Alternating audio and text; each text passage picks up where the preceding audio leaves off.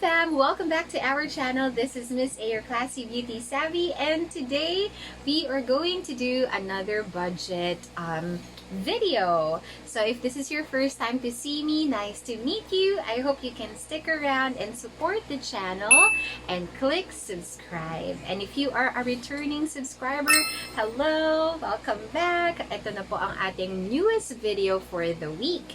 And today we will talk about my bare bones budget. And in this video, I will also discuss or share with you yung personal, like struggles that I'm going through and the things that I will do in order to, to meet the needs and of course not to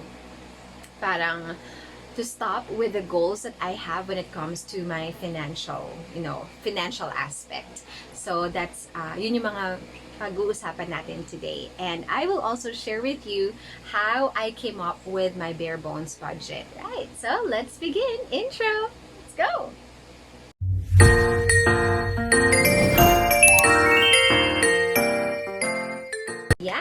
So what is a bare bones budget ba? If you haven't heard about that term yet, it's actually all about, minimizing, talagang making sure na yung mga i-spend ninyo per category will be the minimum. Like, ito yung mga cannot let go.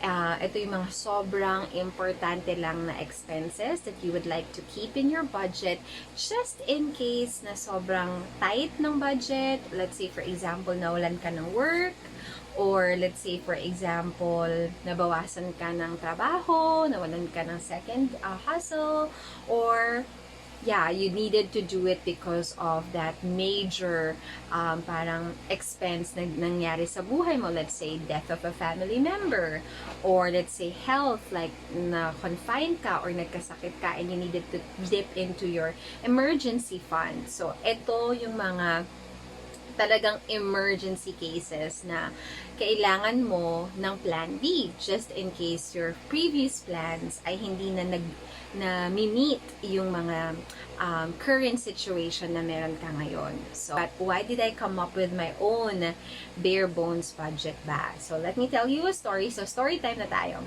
Because of this pandemic, as you know, na-mention ko to sa previous video ko na I needed to do some major changes sa budget ko. So, if you haven't checked that video yet, I'll be linking it up here and down in the description box for you to check it. So, ayun. It's all about the changes in my full-time job. So, sa full-time job ko, nagkaroon kami ng major change sa lahat ng aspeto. When it comes to our work hours, nagkaroon kami ng malaking pagbabago. So, because of that, I needed to really spend only the important things. Hindi practical na I'll stick to my lifestyle na okay pa yung same lifestyle na ginagamit ko nung kompleto pa yung income na nare-receive ko sa full-time job ko. And since nga bumaba siya, then we need to do some changes sa ating budget. I don't know if this is what you're going through right now as well, but if you do, I hope this video will help you create a plan para hindi kayo magbulumihanan, because that's what happened to me. Hindi ako prepared sa bare bones budget ko. So I just started working on this when I received the news dun sa major changes na mangyayari sa company namin. So because of that, medyo naguluhan ako. I needed some time to have a break because I needed to, parang organize again everything, to start again from scratch because this is a new thing. So, if you already have a bare bones budget, automatic magsiswitch lang kayo doon sa ganoong setup. Unlike sa akin, wala akong bare bones budget, so I needed to force myself into creating one nung nandun na ako sa mismong moment na yon. So, I don't want you to go through that, yung panic, hindi mo alam pa paano ko ba pagkakasyahin yung budget, ganyan. So, importante din sa panahon ngayon na meron kang part-time job or side hustle. So So, since meron naman akong part-time job, it also helped me naman to stay afloat and to have these expenses working for me. So, ayun. Or my budget work for me. Kaya lang, kailangan lang natin mag-adjust. Yun. So, if you also want to know more about my part-time job, yes, I'll also be linking my page here and we can talk about it. It's all about financial, being a financial advisor. So, again, if you haven't liked my page yet, please don't forget to check it out. I'll be linking it down in the description box. And all of my social media handles will also be placed here. So you can all check it out kung ano yung mga pinagbibisihan ko sa panahon ngayon. Ayan. So let's go and start na with my bare bones budget. I'm using actually an app from my iPad. It's the Numbers app from iPad. Pero you can also use Excel or Google Spreadsheet if you also have those options. Use those, and or any app that you can also think of, or even pen and paper. So what we need to do is to identify our fixed expenses and our variable expenses first. Well, sa mga mahilig mag-plan and in this community, for sure you know already kung ano yung mga fixed expenses ninyo and your variable expenses, which is really good and helpful. So let's start with my own fixed expenses, of course. So ang fixed expenses ko, yung talagang hindi po pwedeng mawala sa budget no matter what, would be, of course, our payment sa house. Okay? So every month, I allocate 5,500 pesos sa aking monthly payment sa house, sa rent. I mean, not rent, but sa mortgage, okay? So, we have that 5,500.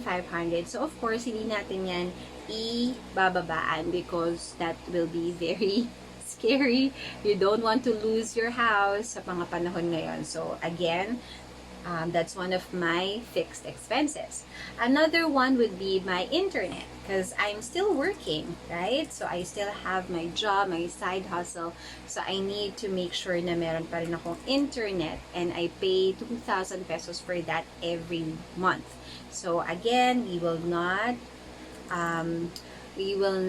lessen this budget. So, kung ang inyong means of, getting income ay through the online world now, then you should never ever skimp on this one.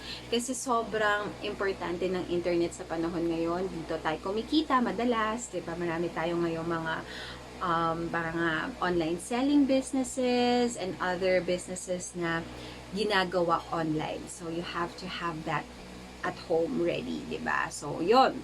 Ito, mini-make sure ko to na hindi mawala sa aking budget. Pero, of course, you have other cheaper options naman for internet.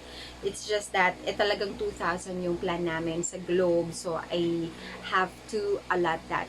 Mataas din naman kasi yung binibigay niya sa aming internet speed, and it's just perfect for my full-time job as well as my part-time job.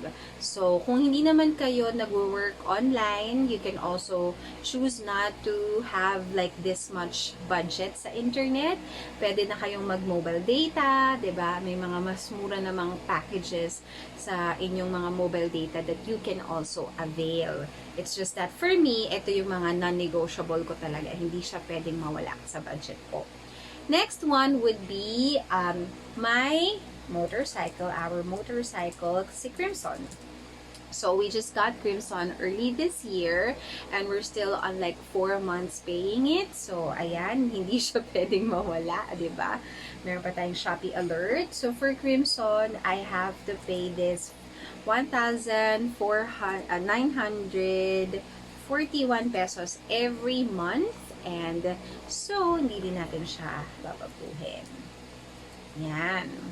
And then the last one would be insurance. Again, this is another one of my non-negotiable. So, kailangan meron talaga akong insurance because I am a financial advisor and I believe sa power at sa importance ng insurance. Kasi without this, talagang guguho ang mga savings ang mundo ko kapag nagkaroon ako ng sakit at wala akong insurance.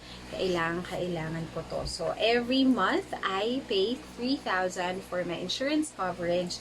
And I will also share with you on my next video, ano ba ang cover ng insurance ko, right? And also discuss with you, if you're interested, the differences with the products that we offer you guys. So, just, awareness lang to so that you can all become more, informed in case hindi pa kayo insured. Ayan, so if you can see everyone, so fam, sa ating total, we have to have 12,441 na fixed expenses. So that means in a month, dapat meron akong at least na kinikitang 12,441 because this one would be under my fixed expenses. So variable expenses naman, I can still keep some of it, of course. So let's take a look at my variable. We have groceries, of course. So from my previous video, you already have noticed na nag-decrease na tayo ng groceries budget. So, grocery budget. Before, my grocery budget was 4,000 per month, I believe. Or, yeah, 4,000 per month. Bumaba na yan actually. Last time, I've been spending 10,000, 15,000, 9,000 in 1 month's groceries. So, hindi yun masyadong practical for me. Like what I told you, we need to save up for, for my wedding and for the future, for my emergency fund. So, wait lang. So, importante na mabawasan ko to. So, ngayon, dahil ako ay magbe-bare bones budget na, ang tanging na iaalat ko na lang sa groceries would be 2,000. And again, guys, ito ay para lang sa mga snacks and, breakfast, meal na meron ako. Wala dito yung mga produce, yan, yung mga gulay, yung mga pagkain talaga ng lunch, dinner, and then breakfast is mine, diba? Lunch and dinner kasi sa family ko yun. Meron naman kaming budget for that. This is just for myself.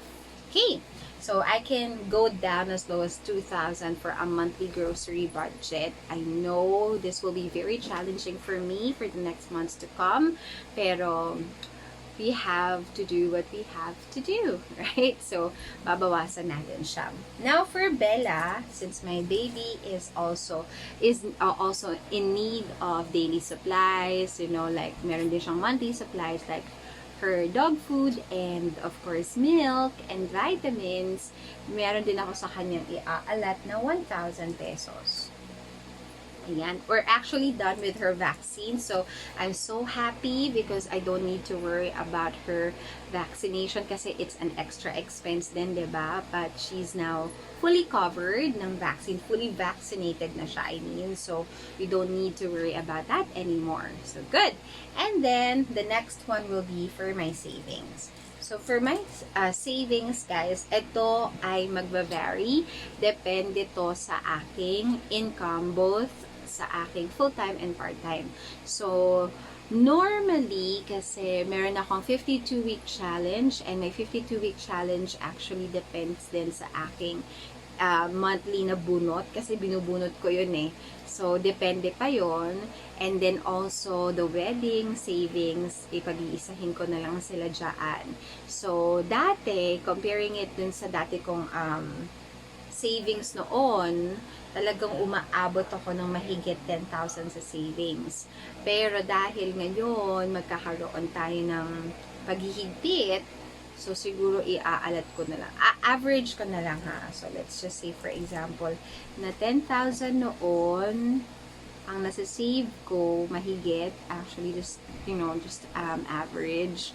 And then, ngayon siguro, I can only save like mababa na yung 500. Pinakamababa na yung 500. Pero again, hindi pa natin to sure. So, I'll just make it more realistic. Let's just say, for example, ayan siya, 500 dito.